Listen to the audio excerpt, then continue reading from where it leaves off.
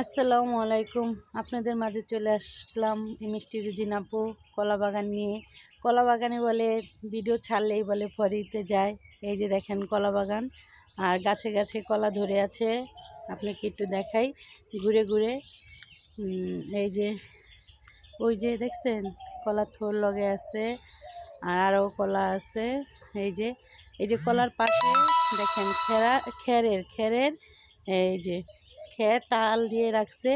আপনাদের দেশে কি বলে এগুলাকে একটু জানাবেন। খের বলে নাকি ধানের কুড়া বলে, কি বলে একটু জানাবেন। আর কীরকম হয়েছে কলা বাগানটা একটু বলবেন, আপনাদেরকে ঘুরে ঘুরে দেখাই।